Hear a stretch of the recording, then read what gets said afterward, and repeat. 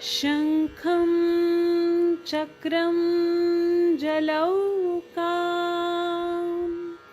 दधतमृतं घटं चारुदौर्भिश्चतुर्भिः सूक्ष्मं स्वच्छातिरुद्यं शुकपरिविलसनम्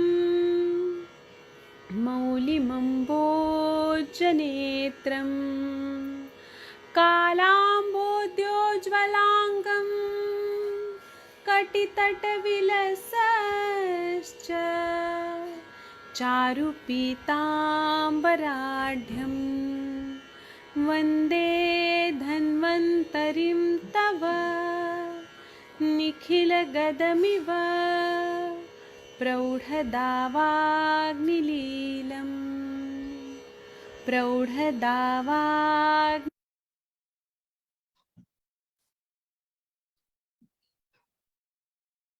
नमस्कार। आज के इस अष्टांग हृदय पठन एवं विवेचन के सांध्यकालीन सत्र में आप सभी का स्वागत है।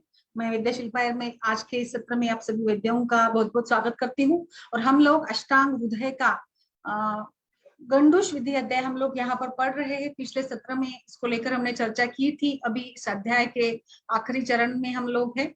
तो अगला सूत्र यहाँ पर मैं पढ़ती हूँ। हमने देखा था पिछले सत्र में लेप की किस प्रकार से लेप का उपयोग करना है, और आचार्य वाग्भट ने हर एक ऋतुओं में अलग अलग प्रकार के लेपों का वर्णन किया है। जैसे शरद, वसंत, ग्रीष्म ऋतुओं में किस प्रकार से कौन से द्रव्यों का लेप लगाना चाहिए। तो मुझे लगता है ये एक बड़ी उपलब्धि है आज के परिप्रेक्ष्य में। अगर हम सोचते हैं कि कैसे इस लेप का प्रयोग करना है, तो हम लोग ज्यादातर स्किन टाइप को देखकर इसका प्रयोग करते हैं।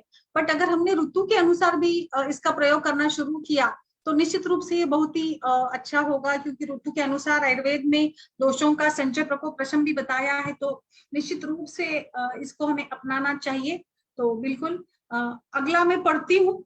जैसे इसमें बताया है कि मुख लेप लगाने से, प्रतिदिन मुख का लेप लगाना ये दृष्टि के लिए भी मजबूती देने वाला है। मुखमंडल की भी जो एक प्रकार से मुरझाने या फिर एक प्रकार से मुरझा जाता है मुखमंडल, उसमें भी चिकनाहट आने के लिए, फिर या कमल के सदृश सदा खिला प्रसन्न ये रह जाता है।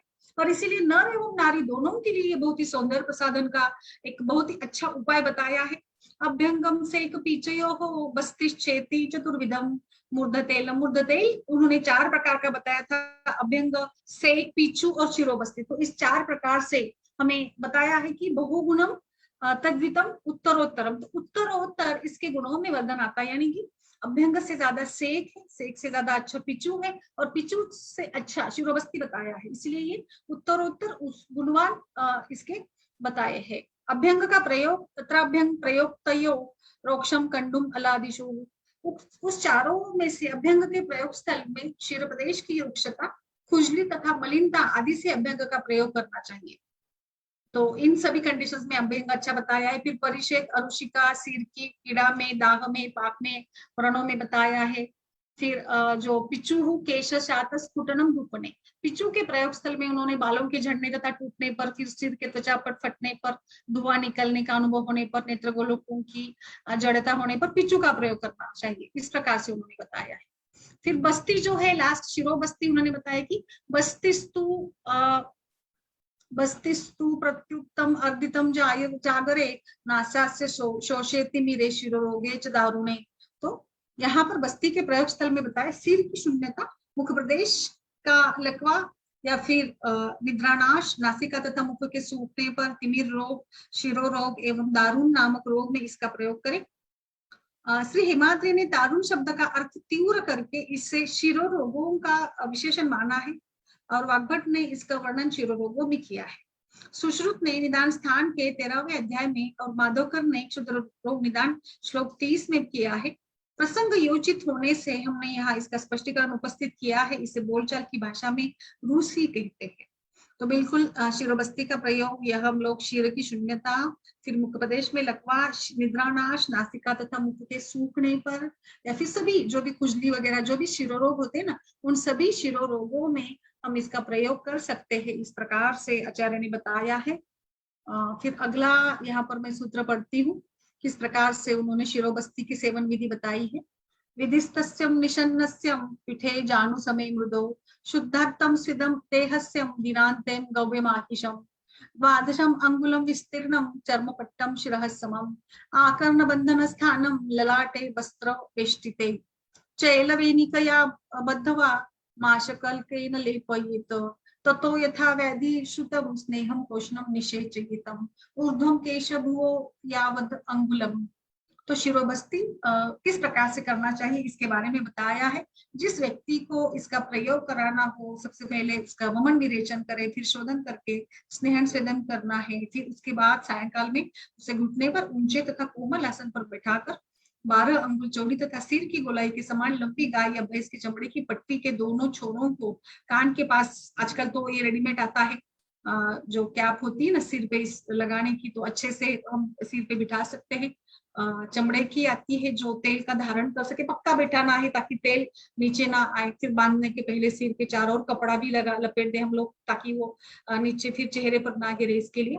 और फिर उसकी दरारों अथवा छिद्रों को उड़द के सने हुए आटे से लेप देना है। बिल्कुल उड़द का आटा तो हम लोग कई प्रकार की बस्तियों में, चाहे वो जानु बस्ती हो, ग्रीवा बस्ती हो, हर प्रकार के इसमें जो पारी बनाने के लिए उड़द ये चिकनाहट भरा होता है तो अच्छे से चिपक कर बैठता है इस चमड़े के, इसको इसीलिए उड़द का प्रयोग बताया है। तो यहाँ पर उड़द के आटा लेना है, उसको अच्छे से पानी मतलब गीला करना है, उसका आटा जैसे हम लोग आटा मलते हैं उस प्रकार से उसका आटा बना ले और अच्छी तरह से जो हमारा ये यंत्र है, बस्ती यंत्र है, शिरो बस्ती यंत्र, उसके अच्छे से जो भी उसके दरारें हैं उस दरारों में, जो भी फटे हैं उस दरारों में हम लोग उसको अच्छे से फिट करेंगे। तदनंतर रोग के अनुसार औषध कल्प को डालकर पकाए गए स्नेह को गुनगुना करके सिर के ऊपर उस शिरोबस्ती में उतना भर दे जिससे वह स्नेह केश भूमि से 1 अंगुल ऊपर तक भर जाए। तो मतलब शीर 1 अंगुल तक हम लोग इसमें डालें। कितना तेल डालना चाहिए इसका प्रमाण आचार्य बताते हैं कि हमारे शिरोभूमि यानी हमारे शीर प्रदेश से वो 1 अंगुल ऊपर जाए, इतना हमें इसमें स्नेह डालना है, इस प्रकार से उन्होंने बताया है। तो शिरोबस्ती विधि में हम लोग देख रहे हैं किस प्रकार से उन्होंने ये बताया है। शिरोबस्ती में किस प्रकार से उड़द के आटे का ये बनाना है और फिर उसमें तेल किस प्रकार से भरना है। आगे हम लोग देखते हैं क्या क्या बताया है आचार्य ने इसमें बताया है। धारयिच्छेत् तमं आवक्त्रम नासिको क्लेदा षष्टो षट्चलादिषु मात्रा सहस्त्रान्य अरुजे त्वेक।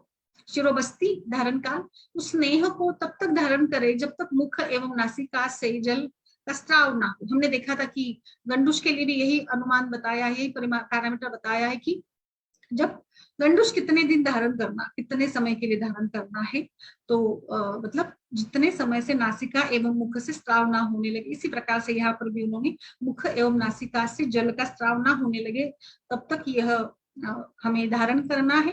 वात रोग में 10,000 मात्रा, पित्तरिकार में 8,000 मात्रा और कफ रोग में 6,000 मात्रा और फिर स्वस्थ पुरुष में 1,000 मात्रा काल तक इसे धारण करना चाहिए। इस प्रकार से उन्होंने शिरोबस्ती कितने समय तक हमारे सिर पे रखना है इसका पैरामीटर बताया है। स्कंधादि मर्दयेत मुक्त स्नेहस्य पश्चात कर्म, इतनी देर धारण कर लेने के बाद इस तेल को निकाल ले और फिर सिर में बांधी गई बस्ती को खोल ले। तदनंतर इसके कंधे आदि अवयवों पर मालिश करें। तो पश्चात कर्म में बताया इतना देर धारण कर लेने के बाद उस तेल को निकाल देना है आराम से, फिर सिर में बांधी गई बस्ती को खोल ले, तद अनंतर उसके कंध आदि अवयवों पर मालिश करना चाहिए। परमम सप्ताहम तम तस्मम सेवनम, तो इसका प्रयोग कितने दिनों तक करना है इसके लिए बताया है। स्नेहपान की भांति अधिक से अधिक 1 सप्ताह इसको हम लोग उपयोग में लाए। धारयेत पूर्णम करने कर्ममूलम विमर्दयन रजहा अस्यान मार्दवम यावन मात्रा शतम वेदने। कर्णपूरन का काल बताया है कि रोगी को किसी एक करवट लिटाकर कान के छिद्र में तेल डालना या फिर भरना चाहिए और साथ ही वह कान की जड़ में अंगुली से मसलता रहे। जब तक कान में उत्पन्न पीड़ा शांत ना हो तब तक लेटे रहना चाहिए। स्वस्थ पुरुष के कान में यदि तेल डाला गया हो तो 1 मात्रा परिमित काल तक उसे लेट कर रहना है, ये उन्होंने बताया है इसमें।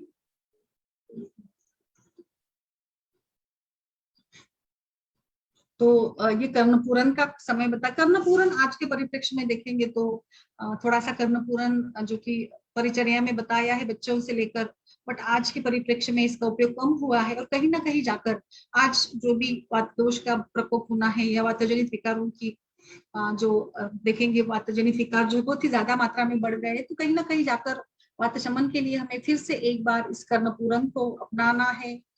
ऐसे मुझे लगता है बिल्कुल निश्चित रूप से अगर इसको हम अपना लेते हैं तो बहुत ही अच्छे से ये वात शमन का है और हमारे इंद्रियों का बल बढ़ाने के लिए भी ये मदद करेगा। तो इसीलिए हमें कर्णपूरन को अपनाना है। रोगी की अच्छे से इसमें बताया है किस प्रकार से इसको करना है। तो रोगी को किसी एक करवट पर लिटा देना है एक साइड पे, फिर कान के छिद्र में तेल डालना या भरना चाहिए थोड़ा सा गुनगुना कर कर, और साथ ही वह कान की जड़ में अंगुली से मसलता रहे। तो इस प्रकार से अंगुली से थोड़ा थोड़ा जड़ में मसलता रहना चाहिए और जब तक कान में उत्पन्न पीड़ा शांत ना हो तब तक लेटे रहना चाहिए। जो थोड़ा सा पेन होने लगता है ना तेल डालने पर, वो शांत हो जाता है तो हम लोग उसको तब तक लेटे रहे। स्वस्थ पुरुष के कान में यदि तेल डाला गया हो तो एक मात्रा परिचित काल तक लेटे रहना चाहिए। इस प्रकार से उन्होंने एक मात्रा बताई है। एक मात्रा का मुझे लगता है हम लोग इसको इस प्रकार से देख सकते हैं, एक मात्रा तक इसको हम लोग लिटा कर रहने को बताया है। एक मात्रा के बारे में हम लोग देखते हैं कि एक मात्रा यानी किस प्रकार से बताया गया है खासकर शास्त्र में।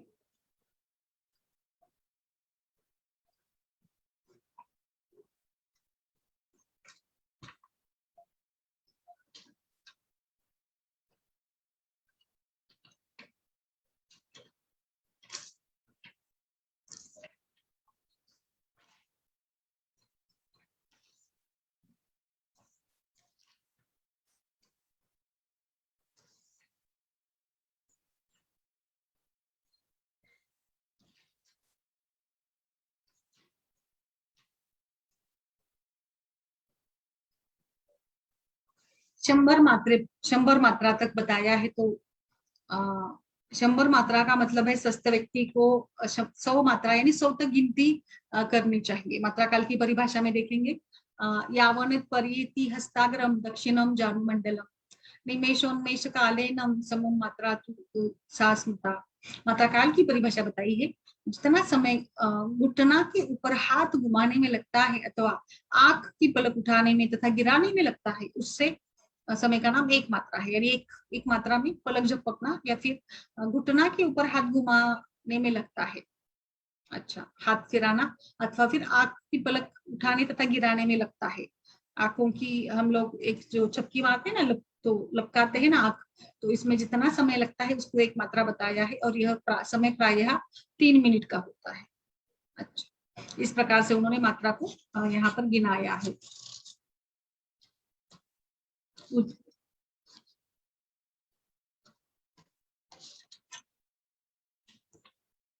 अगला बताया है यहाँ पर मात्रा काल की परिभाषा हमने देखी, तो अगले इसमें बताया है किस प्रकार से मूर्ध तेल का फल बताया है। कच सदनम अस्तित्वम पिंजरत्वम परिपूटनम शिरसः समीर रोगानम जयति जनयति इंद्रियम प्रसादम स्वरहनु मूर्ध बलम च मूर्ध तेलम इति श्री वैद्यम अति सिंहम गुप्तम सुनु श्रीमद वाग्भट विरचितम अष्टांग हृदयम संहितायां प्रथमे सूत्र स्थाने गंडुषादि विधि अध्यायम द्वाविंशो अध्यायः।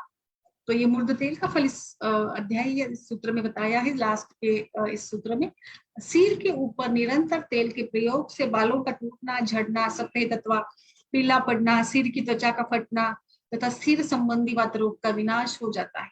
यह इंद्रियों की अपने अपने विषय की ग्रहण शक्ति को बढ़ाता है और इंद्रियों को प्रसन्न रखता है। स्वर हनु सिर को बलवान बनाता है। इस प्रकार से अष्टांग सूत्र स्थान का हमने देखा ये अध्याय में किस प्रकार से उन्होंने बताया है, मूर्ध तेल का फल बताया है। बहुत ही अच्छा है ये, खासकर जो बालों के प्रॉब्लम से बालों की समस्या होती है, फिर बालों का टूटना, झड़ना, सफेदी पड़ना, पीला पड़ना है या फिर सिर की त्वचा का फटना तथा सिर संबंधी वात रोगों का विनाश हो जाता है। यह इंद्रियों की अपने अपने विषय की ग्रहण शक्ति को बढ़ाता है और इंद्रियों को प्रसन्न रखता है। तो इसीलिए स्वर हनु तथा सिर को बलवान बनाने के लिए मूर्ध तेल का प्रयोग करना चाहिए। इस प्रकार से आचार्य ने कथन किया है। तो इस प्रकार से हमने इस अध्याय को पूरा कर लिया है। अभी हम लोग अगले अध्याय की तरफ बढ़ते हैं। अगला अध्याय हमारा है त्रयोविंशतो अध्याय।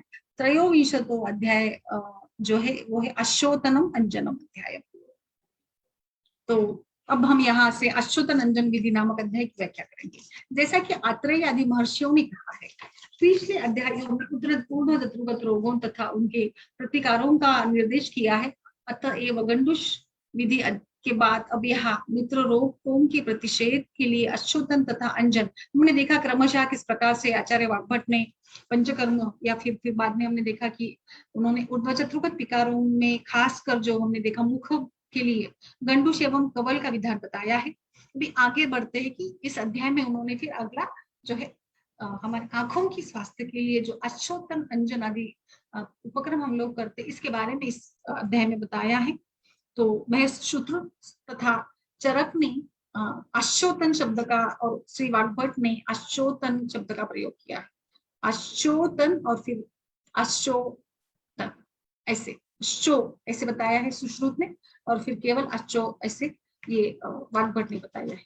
और इसे व्याकरण की दृष्टि से देखेंगे तो इरितो वा यकार ही तो अध्ययम अर्थात उक्त शब्द य सहित एवं य रहित दोनों ही प्रकार से शुद्ध है। सर्वेषाम् अक्षिरोगाणाम् आदावम् अश्चोतनम हितम रोक्तोदकम कंडुषम दर्शाम श्रुदाहन राग निर्वहन। अश्वोतन का वर्णन सभी प्रकार के नेत्र रोगों में सबसे पहले अश्वोतन विधि हितकारक होती है। इसके प्रयोग से नेत्रों में होने वाली पीड़ा, गड़ने या सुई चुभने की सी पीड़ा, खुजली, फिर घर्षण, रगड़ना मानो आंखों के भीतर बालू के कण घुस गए हो, उस प्रकार का कष्ट, आंसुओं का बहना, दाग तथा लालिमा हट जाती है। तो ये अश्वोतन का वर्णन है। देखिए इसमें क्या बताया है। यह एक तो सबसे पहले ही नेत्र रोगों के लिए हितकारी है। इसके प्रयोग से नेत्रों में होने वाली पीड़ा या फिर गड़ने या सुई चुभने की सी पीड़ा, खुजली, घर्ष, फिर रगड़ मानो आंख के भीतर जैसे वालू के कण अगर घूम जाता है तो उस प्रकार का कष्ट होता है ना, कभी कभी आंखों में कुछ चला जाता है, या फिर आंसुओं का बहना, या फिर दाह तथा लालिमा हट जाती है। इस प्रकार से उन्होंने ही अश्वोतन का वर्णन बताया है। अभी आगे बताया है कि दोषों के अनुसार अश्वोतन कैसे करें। उष्णवाते कफेश पोषणम तच्छित्तम रक्तपित्तयो। वातज नेत्र रोगों में उष्ण वीर्य तथा उष्ण स्पर्श युक्त, कफेश विकारों में गुनगुना और रक्तज तथा पित्तज विकारों में शीत वीर्य वाला अश्वोतन हमें करना है। जैसे दोषों के हिसाब से देखेंगे तो हमें पता है कि वायु जो है शीत गुण का है, इसलिए उसमें हम लोग उष्ण वीर्य का उपयोग करेंगे।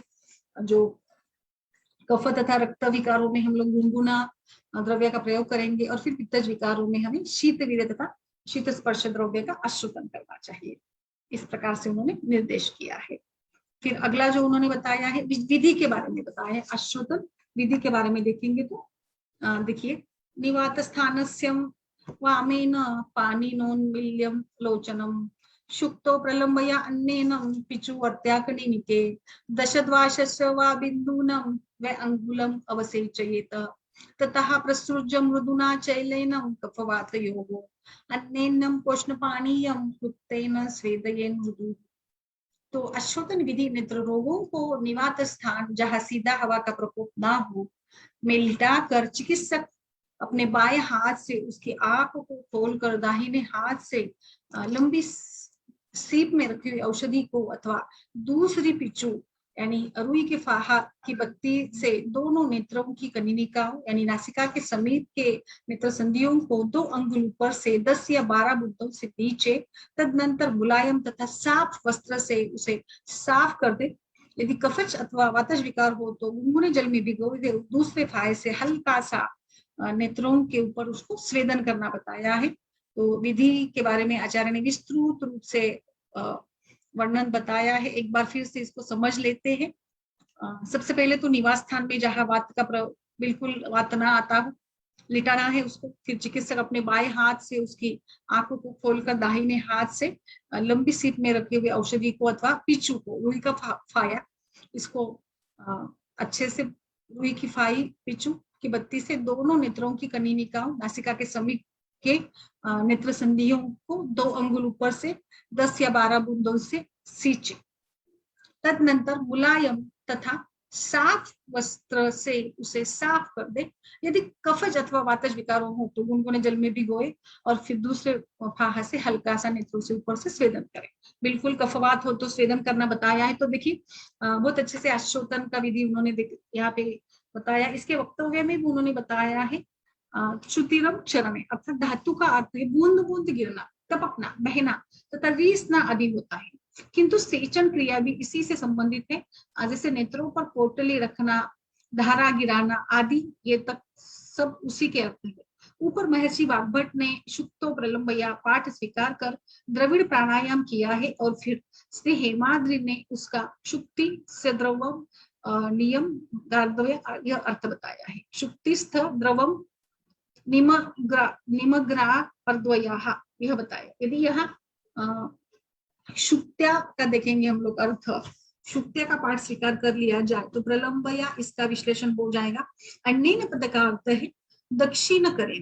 रक्त पित्त विकारों में स्वेदन कर्म का निषेध बताया है, बट हम लोग इसका उपयोग वात एवं कफ के विकारों में कर सकते हैं। अतः नेत्रों का प्रक्षालन गुनगुना जल में भिगाए हुए रूही के फाया या फिर सुकोमल वस्त्र में करना चाहिए। सुकोमल वस्त्र का प्रयोग करना है हमें, यहाँ पर मोटा जाड़ा या रूखा नहीं करना है। तो देखिए पहले फिर से एक बार इसको महर्षि वाग्भट ने बताया कि शुक्तो प्रलंबया यानी द्रविड़ प्राणायाम किया है और श्री हिमाद्रि ने उसका शुक्तिस्थ द्रव निम गाद्र वया यह अर्थ बताया। यही यदि वहां शुक्त्या पाठ स्वीकार कर लिया जाए तो यह प्रलंबया इसका विश्लेषण हो जाए। रक्त में स्वेदन नहीं करना बताया है, बट शीत जल में हम लोग उसको उसमें स्वेदन कर सकते हैं।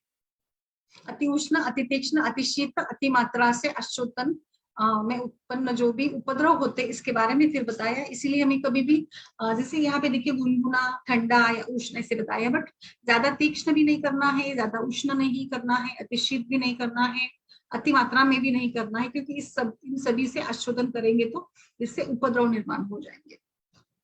देखते क्या उपद्रव बताया है या आगे उन्होंने कैसे निषेध बताया है।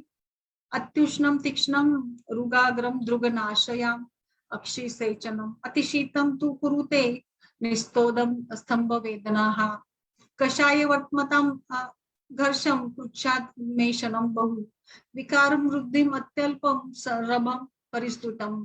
अश्वोतन का निषेध। अधिक गर्म अथवा अधिक तीक्ष्ण द्रव्यों से निर्मित अक्षी सेचन अश्वोतन के प्रयोग से आंखों में पीड़ा, फिर लालिमा की उत्पत्ति तथा दृष्टिनाश का कारण हो जाता है। इसके विपरीत अत्यंत शीतवीर्य, देखिए सबसे पहले उष्ण बताया है, अधिक मात्रा में गर्म तीक्ष्ण द्रव्यों का प्रयोग करेंगे तो निश्चित है कि पीड़ा, लालिमा, दाह निर्माण होगा, तो दृष्टिनाश का भी कारण बन सकता है, तो इसको बिल्कुल नहीं करना है।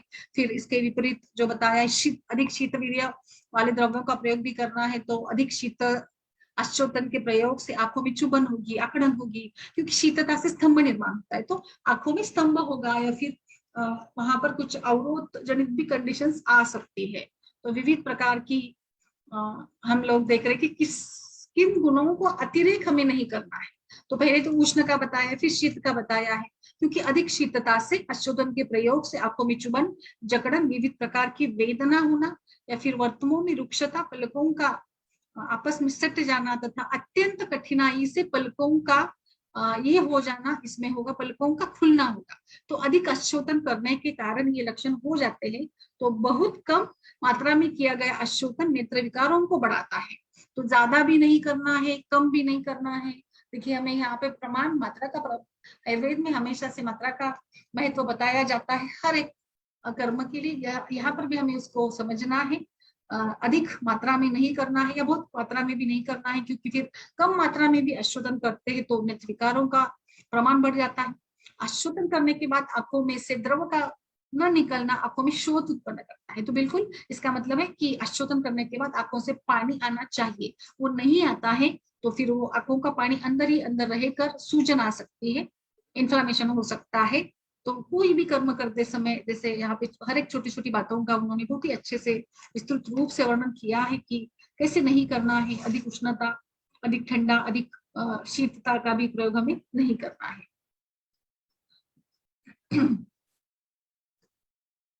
दूसरा आप लोग पढ़ते हैं, दूसरे अन्य संहिताओं में कैसे बताया, इसके बारे में भी आचार्य बताते हैं। अन्य संहिताओं में नेत्र रोग नाशक उपचारों में सेचन, अशोतन, पिंडी का विधान, बिड़ालक विधि, तर्पण, अंजन, वर्ती आदि का विधान दिया गया है। प्रस्तुत संहिता में बिड़ालक विधि का उल्लेख नहीं हुआ है। बिड़ालक का परिचय यहाँ पर उन्होंने बताया है कि बरौनियों को छोड़कर आंख की पलकों में जो लेप किया जाता है उसे बिड़ालक बताया है। इसकी मोटाई तथा धारण काल मुखलेप के समान होता है। इसका प्रयोग केवल दिन में, वह भी प्रातःकाल में करना बताया है। केवल दिन में ही इसका प्रयोग बताया है। श्वेता आ गई, आप खोलिए कैमरा, बताइए Shweta. Yes ma'am, yes ma'am, मैं हूँ इधर, पर मैं सुन रही हूँ आज मैम, कैमरा नहीं है ओके ओके, आपके पास नहीं है संहिता? यस मैम, संहिता नहीं है सामने। ठीक है ठीक है ठीक है, कोई बात नहीं, डिस्कशन कर लेते हैं। यहाँ पर हमने अभी नेक्स्ट अध्याय शुरू कर दिया है, अंजन और आश्चोतन के बारे में हम लोग यहाँ पर पढ़ रहे हैं। तो मैंने अभी जो हम लोग पढ़ रहे थे ना, उसमें आश्चोतन के बारे में देख रहे थे। तो आप भी इसमें कुछ ऐड करना चाहते हो तो कर सकते हो। जैसे देखिए, इसमें बताया है कि सेचन, आश्चोतन, पिंडी का विधान, बिड़ालक विधि, तर्पण, अंचन, वर्ती आदि का विधान दिया है। बिड़ालक क्या है, तो करोनियों को छोड़कर आंख की पलकों में जो लेप लगाया जाता है उसको बिड़ालक बताया है। इसकी मोटाई धारण काल मुखलेप के समान होती है। बिड़ालक बताइए, बिड़ालक के बारे में। मैम मेरा इतना एक्सपीरियंस नहीं है ये अच्छा। नेत्र के उपक्रमों पे, पर मैं इसलिए सुन रही हूँ। अच्छा, करोनियों को छोड़कर मतलब मुझे लगता है कि करोनियों को मतलब हमारी इसको पापनियों को छोड़कर, आईलैशेस को छोड़कर, करोनियों को छोड़कर लेप लगाना बताया है। तो मतलब इसका मतलब है पापनी के ऊपर लगाना है, लीड के ऊपर। मैम मुझे बिल्कुल इसका आइडिया नहीं है। अच्छा ठीक है, आगे फिर उन्होंने अश्वतन के लाभ बताए हैं। गत्वा संधिशिरो घ्राणम मुख स्त्रोतांसि भेषजम ऊर्ध्वगात्रयने नस्तम अपवर्तयेत मलानम। तो अश्वतन क्रिया द्वारा नेत्रों में डाला गया औषध द्रव्य नेत्र संधियों, सिर, नासिका तथा मुख से संबंधित स्त्रोतों में पहुंचकर जठरों से ऊपरी भागों के मलों को बाहर की ओर निकालता है। तो अश्वतन क्रिया द्वारा क्या होता है, किसी कार्य का मीमांसा होती है, उसका कार्य कैसे होता है अश्वतन द्रव्यों का।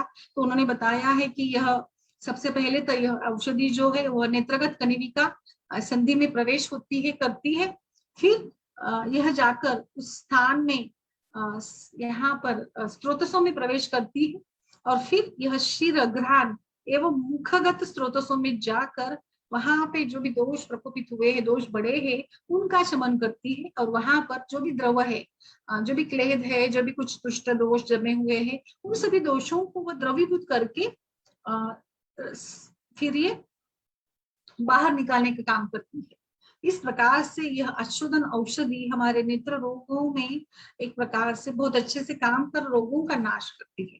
इसीलिए हमें अशोधन का प्रयोग करना है, क्योंकि अशोधन ना केवल नेत्र में काम करता है, बट ये बताना चाहा है आचार्य ने कि पूरा ऊपर तक, यानी शीर या फिर हमारा जो सभी जो भी भाग बताए ना, घ्राण है, मुखगत है, इन सभी में मतलब हम आंख में, जैसे हमने देखा था पिछले इसमें देखा था हमने, गंडूश हम करते हैं, कवल हम करते हैं। तो कवल गंडूश का प्रयोग हमें आर्दित आदि मज्जावस्थ के संस्थान के व्याधियों में भी करना है। इसका मतलब हम लोग मुख में धारण करने वाले द्रव्यों का जो उपयोग है वो हमारे इंद्रियों के लिए भी होता है, भले वो सिर के लिए हो, कर्ण के लिए हो। हमने पढ़ा था, याद है श्वेता? तो यानी गंडूश और कवल का उपयोग हम लोग शिरो रोगों में, नेत्र रोगों में भी होता है। नेत्र स्वस्थ रखने के लिए, चक्षुरेंद्रिय की क्षमता को बरकरार रखने के लिए भी गंडूश और कवल का प्रयोग होता है। इसी तरह से यहाँ पर हम जब आंखों के ऊपर अश्वोधन करते हैं, इस क्रिया से हमारा शीर, मुख, नासा, इन सभी रोगों में भी अच्छे से हमें इसका उपाय होता है, उपयोग होता है। ये यहाँ पर आचार्य बताना चाहते हैं। ठीक है, आगे बढ़े फिर। आगे अगला जो है अगला सूत्र उन्होंने अंजन के रूप में बताया है। अंजन का प्रयोग हमें पता है, अंजन आयुर्वेद में बहुत ही अच्छे से, या फिर हम बच्चों को लगाते हैं, काजल लगाते हैं, अंजन लगाते हैं। अथांजनम शुद्ध तनो नेत्रम मात्राश्रये मले पक्वलिंगे अल्पशोभम अतिकंडु पैचिल्यम लक्षिते मंदघर्षात् शूरागे अक्षिणः प्रयोज्यम घनदूषिके आर्ते पित्त कफासृग्यम मारुतैवम विशेषताः। तो अंजन का प्रयोग कब करना है? देखिए, अथा अंजनम शुद्ध तनो नेत्रम मात्राशय मिला। अब यहाँ से अंजन का वर्णन किया गया है। अंजन का प्रयोग काल पक्वलिंगे अल्पशोभम अतिकंडु पैचिल्यम लक्षिते मंदघर्षा अश्रुरागे अक्षिण प्रयोजम घनदूषिके। वमन विरेचन द्वारा शीर प्रदेश के शुद्ध हो जाने के बाद जब दोष मल केवल नेत्र में स्थित हो, तब उसे परिपक्व होने के लक्षण दिखलाई दे, तब अंजन का प्रयोग करना है। देखिए, तो बिल्कुल इसका मतलब उन्होंने साफ बताया, अंजन हमेशा से वमन विरेचन की बात करता है, क्योंकि वमन विरेचन के बाद दोष शुद्ध हो जाते हैं, शरीर शुद्ध हो जाता है, शीर प्रदेश शुद्ध हो जाता है। और जब ये दोष केवल मतलब बाकी शरीर के दोष हल्के हो जाए, शरीर के दोषों का शमन हो जाए, केवल नेत्र में ये स्थित हो, और जब उसके परिपक्व होने के बाद लक्षण दिखलाई दे, तब हमें अंजन का प्रयोग करना है। ओके, आगे दोष या दोषों के परिपक्व हो जाने के लक्षण क्या है? पहले की अपेक्षा सूजन में कमी, यानी शोथ कम होगा। खुजली की अधिकता, खुजली आने लगती है, जैसे जैसे वुंड हीलिंग होती है ना, तो जैसे हम लोग देखते हैं ना, कभी जख्म होता है तो जख्म जैसे जैसे भरकर आता है तो खुजली लगती है। क्यों खुजली लगती है? Because like there are the मतलब न्यू टिश्यूज फॉर्म्स होते रहते हैं, तो ये थोड़ा हमें सेटल होने तक, वहां की रचना पूरी होने तक हमें खुजलाई होने लगती है।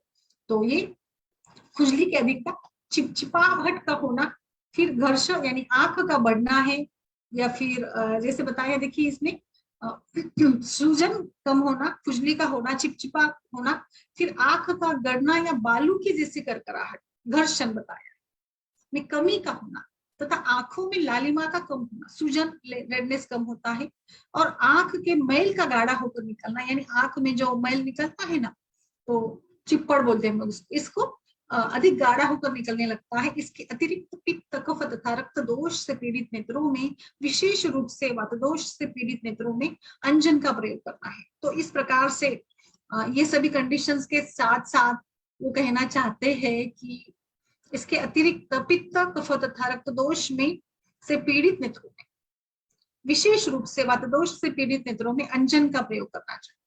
वात दोष में, कफ तथा रक्त दोष से पीड़ित लोगों में, और वात दोष में अंजन लगाए। तो ऊपर के श्लोक में जो हमने पढ़ा अभी श्लोक, इसका जो उन्होंने वर्णन बताया है, इसमें साम दोष तथा निराम दोष दोनों के लिए बताया है। दूसरे आचार्यों में अपनी सम्मति इस प्रकार प्रकट की है कि साम नेत्र रोगों में अंजन का प्रयोग नहीं करना चाहिए, और फिर निराम में नेत्र रोगों में अंजन का प्रयोग करें, इस प्रकार का वचन युक्तिसंगत है। इसके लिए हमें थोड़ा सा नेत्र रोग के लक्षण भी देखेंगे, जैसे रेडनेस, लालिमा होती है, शोफ, सूजन, चुभन, शूल होता है, कभी कभी बुखार भी आ जाता है, यह नेत्र रोग के लक्षण, इसको हम लोग साम नेत्र रोग के लक्षण कहेंगे। तो इस अवस्था में हमें अंजन का प्रयोग नहीं करना पड़ता, क्योंकि अंजन लगाने से ये आम बढ़ेगा, ऐसे उनका बताना है। तो निराम नेत्र रोग के लक्षण जो है उसमें, जैसे हमने अभी पढ़ा था, कब अंजन का प्रयोग ज्यादा लाभदायी होगा? जब दोष, शरीर के दोष शांत हो जाए, तो या फिर शोथ, सूजन, चिकनाहट कम हो जाए, जो पेन होता है वो भी कम हो जाए, वेदना में कमी, मंदकंडु, आंसुओं का कम गिरना, तथा आंखों को साफ दिखलाई देना, ऐसी स्थिति आती है तो ही हमें अंजन का प्रयोग करना है। तो आप समझ रहे श्वेता?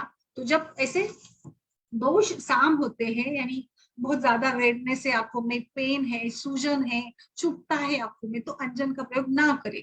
जब ये लक्षण कम हो जाए, जब निराम अवस्था आ जाए, तब हमें इसका प्रयोग करना चाहिए। इस प्रकार से उन्होंने बताना चाहिए। बताइए आप भी श्वेता। अंजन कुछ इसमें ऐड करना चाहे तो?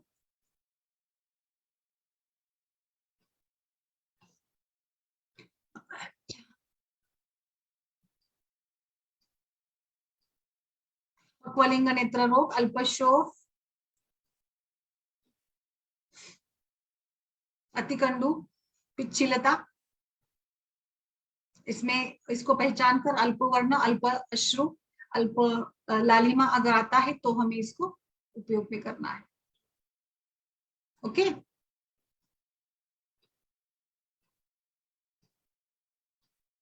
आगे हम लोग चलते हैं कि अंजन के प्रकारों की तरफ चलते हैं आगे।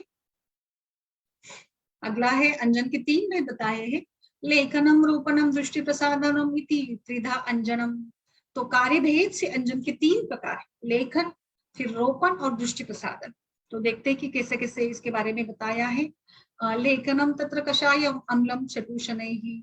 लेखन अंजन यह कसेले, खट्टे, नमकीन तथा कटुरस प्रदान द्रव्यों द्वारा बनाया जाता है। रोपण अंजन तिक्तैक द्रव्य ही, तिक्त रस प्रधान द्रव्यों से रोपण, जैसे हमें पता है कि जब भी कभी रोपण द्रव्यों का प्रयोग करना होता है तो हम लोग रोपण के लिए जो द्रव्यों का इस्तेमाल करते हैं वो जैसे नीम है, हल्दी है, तो वो तिक्त रस वाली होती है। फिर स्वादुशीते ही प्रसादनम तीक्ष्ण अंजनम नाभिस्तंतपे नयने तत्व प्रसादनम प्रद्युज्यमानम लभते प्रत्यंजनम समाह हृदयम। प्रसादन अंजन मधुर रस प्रदान तथा शीतवीर्य द्रव्यों से निर्मित अंजन को प्रसादन अंजन कहते हैं। मधुर रस शीतवीर्य से निर्मित अंजन को प्रसादन अंजन। प्रत्यंजन तीक्ष्ण यानी लेखन अंजन का प्रयोग करने से संतप्त, जिसमें जलन हो रही हो, नेत्र में जलन की शांति के लिए चूर्ण रूप जिस अंजन का प्रयोग किया जाता हो उसे प्रत्यंजन कहा है। प्रसादन अंजन को स्नेहन अंजन भी कह सकते हैं, जिससे हमने देखा कि मधुर रस स्निग्ध होता है। फिर अंजन के जो अन्य भेद बताए, जैसे कैसे स्वरूप के अनुसार बताया है, गुटिका जैसे चंद्रोदयवर्ती, रस जैसे नेत्र बिंदु, चूर्ण, सुरमा आदि। प्रत्यंजन का प्रयोग स्वस्थ नेत्रों में प्रतिदिन किया जाता है। इसका प्रयोग हमने जैसे अष्टांग हृदय के सूत्र स्थान के 32वें अध्याय में भी इसी प्रकार से उन्होंने बताया है कि जो प्रत्यंजन है उसको हम लोग डेली उपयोग में करते हैं, जो यानी जो हम लोग डेली लगा सकते हैं वो है प्रत्यंजन। बाकी तीक्ष्ण अंजन वगैरह जो है तो ये हम लोग खासकर विशेष कंडीशंस में बाकी जो प्रकार बताए हैं उसको हम लगा सकते हैं। दशा अंगुला तनुर्मध्ये शलाका मुकुलान्ना प्रशस्ता लेखने तांबी रोपणे काललोहजा अंगुली च सुवर्णोत्था रुप्यजा च प्रसायते। तो इस प्रकार से देखिए अंजन शलाका के बारे में बताया, कैसे अंजन लगाने के लिए शलाका कैसी होनी चाहिए। इसमें इसकी लंबाई 10 अंगुल, मध्य भाग कुछ मोटा युक्त तथा अगला भाग जो होगा वह गोल होना चाहिए। फिर लेखन अंजन लगाने के लिए तांबे का, रोपण के लिए फिर काललोह इत्यादि मतलब लोहे की शलाका का प्रयोग करेंगे, तथा अंगुली और प्रसाद अंजन लगाने के लिए सोने अथवा चांदी की शलाका बताई। तो जैसे हमने देखा कि जो भी सारे आयुर्वेद में ये सभी बताया है, हमने बस्ती इसके बारे में भी पढ़ा था, यंत्र के बारे में, नेत्र के बारे में, तो वहां पर भी कई सारे धातुओं का वर्णन आया था। फिर सोना, चांदी जो भी है, ताम्र है, लोहा है, तो अलग अलग दोषों के लिए हम लोग अलग अलग शलाकाओं का प्रयोग करेंगे तो बेहतर रहेगा। जैसे शलाका के अभाव से अभी अंजन अंगुली में लगाया जा सकता है। इसके वक्तव्य में आचार्य बताते हैं कि मतलब बाजार में तो सब कुछ साहित्य मिलता है, तो धातुओं की सफाई सहित कुछ सुरमा दानियां भी मिलती है, तो सुरमा लगाने का यंत्र बताया है। प्रायः मटर या राजमाश की गोलाई के समान मोटी मलाई सुरमा लगाने के लिए उत्तम मानी जाती है। यानी राजमा मटर जितने साइज का होता है उसकी गोलाई का समान जो होता है ना, उसको हम लोग सुरमा लगाने के लिए उत्तम माने जाते हैं। सलाई का चिकना होना अत्यंत आवश्यक है, क्योंकि चिकनाहट होगी तो ही पेन नहीं होगा, वो रुक्ष होगी तो हम लगाते समय उसमें हमें वेदना हो सकती है। सुरमादानी तथा सलाई सोना, चांदी, पीतल, कांसा, जस्ता, यशत, शीशा, कांच की बनाई जाती है। सुरमा के साथ उक्त धातुओं का भी उपयोग नेत्रों में लाभ पहुंचाता है, इसके लिए धातुओं के गुणधर्मों पर विचार करें। बिल्कुल, तो मुझे लगता है कि हम हमेशा से जैसे दोषों को देखेंगे तो जैसे दोष का शमन करने के लिए जो उपयोग में लाई जाए, तो बिल्कुल सोना, चांदी, पीतल, कांस, जस्ता, शीशा, कांच वगैरह जो है, जैसे सोना पित्त का शमन करेगा, चांदी भी पित्त का शमन करेगी, फिर कांस्य वगैरह भी हम लोग यूज कर सकते हैं। जैसे कि कांच के हम लोग पित्त के, इसमें कांच का प्रयोग करेंगे पित्त प्रकृति में या पित्त विकारों में अगर हमें अंजन करना होगा। तो कफ के लिए हम लोग जस्ता, यशत का प्रयोग कर सकते हैं। तो इस प्रकार से हम लोग विचार करेंगे। आप इसमें कुछ ऐड कर सकती है श्वेता?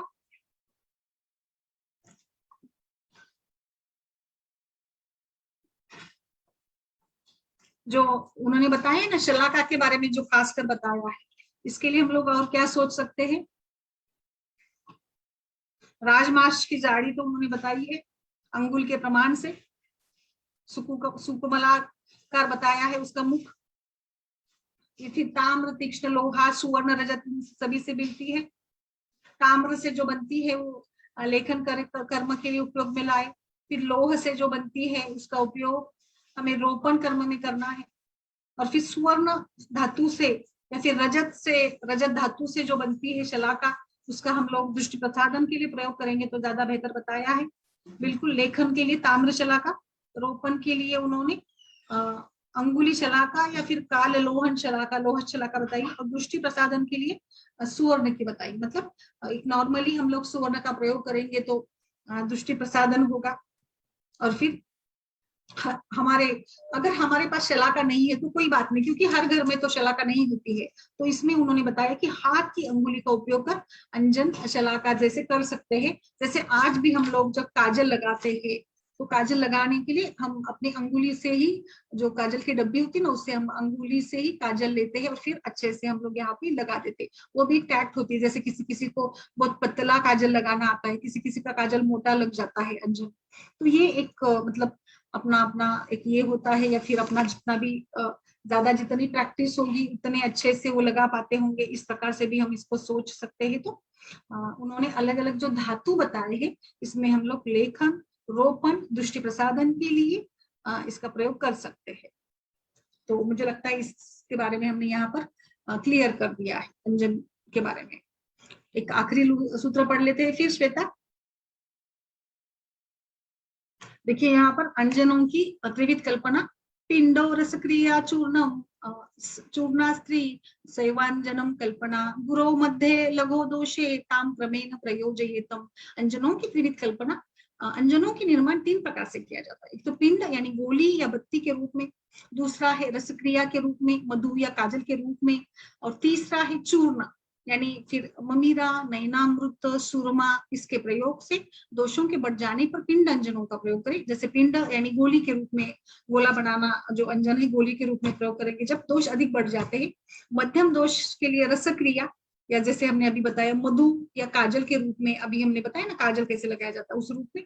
और इससे कम दोष हो, लघु एकदम से, तो इसमें हम लोग फिर चूर्ण रूप से अंजन का प्रयोग करेंगे। जैसे नैनामृत या ममीरा का सुरमा आदि आते हैं ना, बाजार में रेडीमेड मिलता है सुरमा, उसको लगाया जाता है। तो बिल्कुल बहुत ही छोटे लघु मात्रा में जब दोष होते हैं तो इस प्रकार से सुरमा का प्रयोग हम लोग कर सकते हैं। तो मुझे लगता है आज हमने यहाँ पर देखा कि अश्चोतन और अंजन, अश्चोतन को हमने पढ़ा, फिर अंजन हम लोग यहाँ पे पढ़ रहे हैं। तो अंजन के लिए शलाका कैसे उपयोग में लाए, अंजन का उपयोग स्वस्थ व्यक्ति के लिए, रोपण के लिए, लेखन के लिए, दृष्टि प्रसाधन के लिए किस प्रकार से किया जाए, इसको भी हमने पढ़ा। तो आज के लिए यहाँ पर रुकते हैं फिर श्वेता, जैसे अगले सत्र का समय होते जा रहा है। तो ठीक है, तो आज के लिए यहाँ पर हम लोग रुकते हैं। फिर कल के सत्र में हम आगे अंजन की और चर्चा करेंगे। जैसे अभी हम लोग इस अध्याय में खासकर नेत्र के लिए प्रयुक्त प्रक्रिया के बारे में पढ़ रहे हैं। अंजन कहाँ पे लगाना है, निषिद्ध अंजन जो सुरमा लगाया जाता है किस प्रकार से, अश्चोतन विधि है। आज के परिप्रेक्ष्य में देखेंगे तो आंखों की समस्या बहुत ज्यादा बढ़ गई है। तो हमें फिर से एक बार इन सभी जो भी आयुर्वेद में लिखित वर्णित जो भी सारी प्रक्रिया है उसको हमें अच्छे से फिर से एक बार पढ़ना चाहिए, प्रत्यक्ष इसका उपयोग भी करना चाहिए, हमारे रुग्णों को बताना चाहिए, सभी परिवारजनों को हमारे इसके लिए जागरूकता निर्माण करने की जरूरत है। तो ये भी एक प्रयास है इस अध्ययन के पीछे। इसको हम लोग पढ़ते हैं तो एक प्रकार का अवेयरनेस भी डेवलप हो जाता है लोगों के मन में। एक बार फिर से आयुर्वेद के जो सिद्धांत है इसको प्रस्थापित करने का भी प्रयास है। तो फिर आज के लिए हम लोग यहाँ पे रुकते हैं। आप सभी का बहुत बहुत आभार, जो भी लोग फेसबुक पर देख रहे हैं उन सभी का भी मैं आभार व्यक्त करती हूँ। और फिर आज के लिए रुकते हैं फिर श्वेता, कल फिर मिलते हैं। नमस्कार सभी को।